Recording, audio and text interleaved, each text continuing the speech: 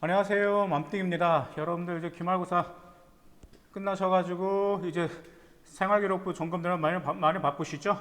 네, 오늘은 이제 생활기록부 정말 중요합니다.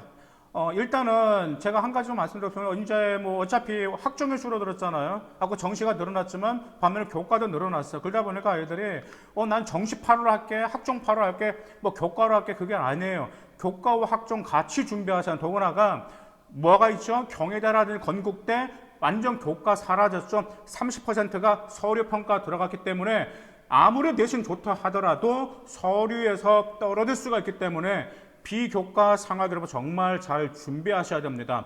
오늘은 자율활동편입니다. 자율활동편도 에듀맘띵 어플의 고수들의 교육 정보를 보시면 자율활동 이 매뉴얼을 업로드했기 때문에 다운 받으셔가지고 그 항목들을 작성하시면 여러분들 미처 내가 여기에서도 어떤 역량을 발휘했지 미처 빠뜨린 부분까지도 체크할 수 있기 때문에 그 매뉴얼을 꼭 활용하시기 바라겠습니다.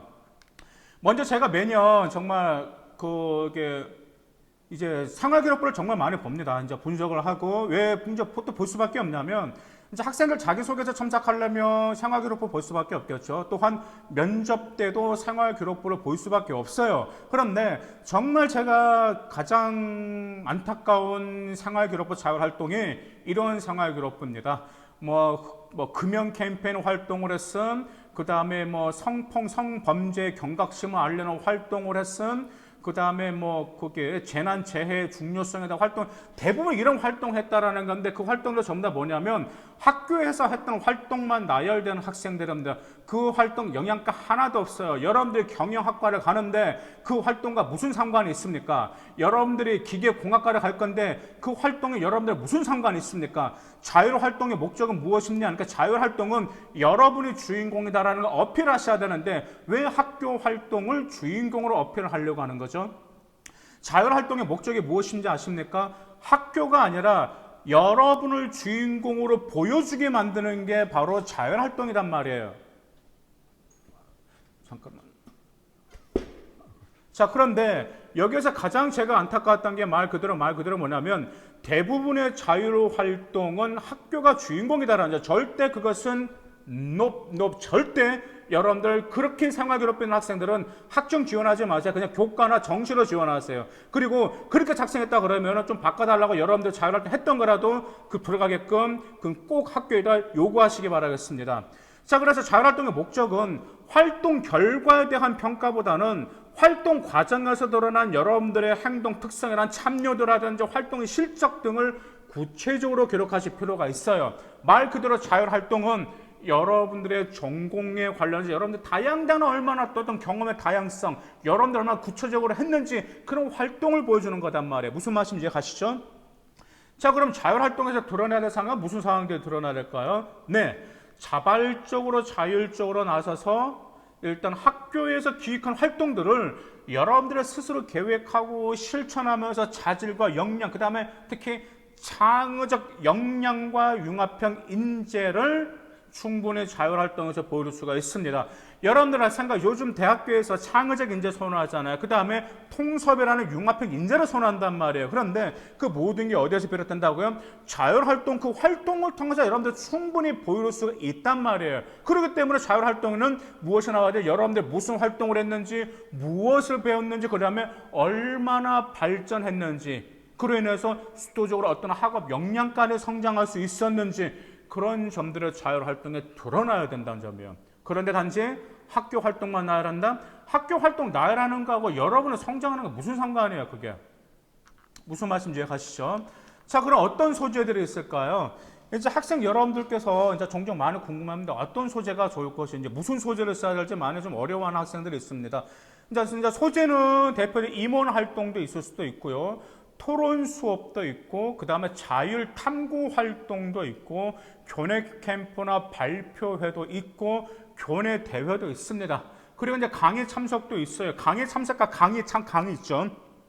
어떤 뭐 인문학 강의라든지 초청 강사를 강의를 한단 말이에요. 그러면 일단 강의 같은 경우는 단지 이런 소재들이 있는데 이 소재를 하면서 여러분들이 구체적으로 무슨 활동을 했고 얼마나 발전했는지가 이제 자율활동에 나와야 되겠죠. 그다음 뭘 배워 나와야 되겠죠. 특히 강의 같은 경우는 이것은 정말 심화시키기 정말 좋아. 어떤 강의를 듣고 그 강의와 관련된 책을 읽으면서 독서를 심화시켰다라든지 그다음에 그 강의를 듣고 여러분의 진로에 관련돼서 어떻게 심화시켰다라든지 정말 소재가 좋단 말이야. 그처럼 심화시키면은 여러분들의 뭐까지 드러날 수 있겠습니까? 탐구 역량까지 드러날 수 있는 자율활동의 기본 토대를 마련할 수 있다는 점입니다. 그점 꼭 기억하시기 바라겠습니다. 그럼 자율활동 어떻게 기록해야 될까요? 내가 뭐 했음, 학교에서 뭐 했음 그렇게 해야 될까? 아니에요. 작성법도 있습니다, 여러분은. 여러분들 평가자가 뭘 보고 싶다고 하셨죠? 여러분들 학교 활동이 아니고 여러분들 무슨 활동했는지, 그 다음에 동기와 배운 점, 그 다음에 앞으로 얼마나 성장할 것인지를 보고 싶어 한단 말이에요. 그러면 그것을 당연히 생활기록부에 들어가야 될까 말아야 될까? 네, 당연히 들어가야 되지. 그 점. 그럼 빠뜨리면 안 돼요. 만약 이거 빠지면은 거기 안고 빠진 찐빵, 아무튼 간에 뭐 팥 빠진 찐빵이죠. 자, 그래 자율활동 작성법이 이겁니다. 네, 일단 그 에듀맘띵 어플 그 매뉴얼에 보시면 이제 활용을 제가 말씀드릴게요. 활동에 참여한 이유와 동기가 무엇인지, 그 다음에 어떻게 본인이 활동했는지 그 과정, 그리고 또한 어떤 보고서, 어떤 사항, 어떤 그 결과물을 제출한 것이 있는지 해서 동기, 과정, 결과, 변화 이 네 가지가 활동마다 다 들어가야 된다라는 점 기억하실 필요가 있습니다.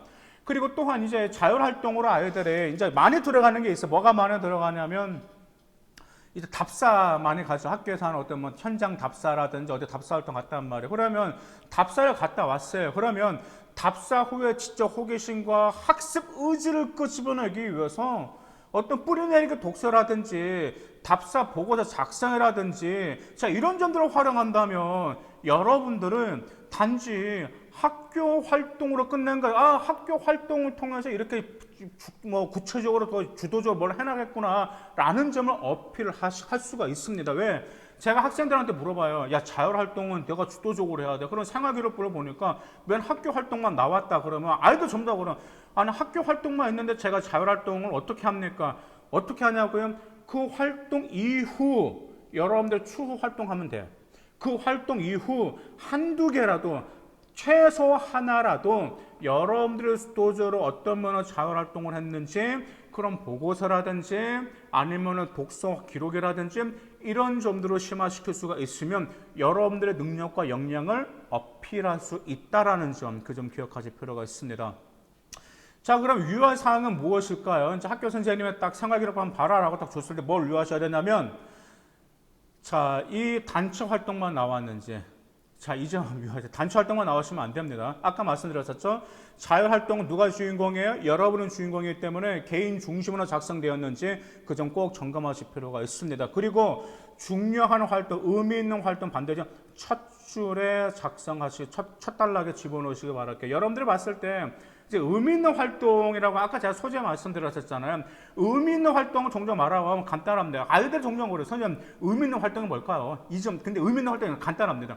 여러분들이 수조적으로 했던 활동, 그냥 두 번째, 특히 전공과 관련이 있는 활동, 이 두 가지가 결부된 활동이라면, 이 두 가지 중에 하나만 그래도 결부된 활동이라면 이것은 정말 의미 깊은 활동이라 이렇게 생각하시면 됩니다. 자, 그 다음에 그러면 생활기록부 학교에서는 딱 좀 검토를 하셔야 되는데 어떤 점을 검토해야 될까요? 자, 첫 번째, 자, 학교보다 학생의 활동이 두드러진지 검토하실 필요가 있고요. 혹시 자신의 지원한 학과와 관련된 활동이 있는지 그 점도 검토하실 필요가 있고 동기와 과정과 그 다음에 배운 점 변화 있죠? 이 점들이 다 이렇게 연계되게 나왔는지 활동마다 동기와 그 다음 여러분들 했던 활동과 그 다음에 그 이론에서 여러분들 변화와 그 다음 배운 점이 나왔는지 그 점도 여러분들 검토하셔야 되고 그 다음에 학업 역량도 혹시 드러낼 수 있는지 그 점도 기억하실 필요가 있습니다. 자, 요지는 간단합니다. 자율활동에서 가장 나쁜 기록은 이겁니다. 학교 행사만 나열된 기록이 가장 나쁜 기록이기 때문에 이 점 꼭 점검하실 필요가 있습니다.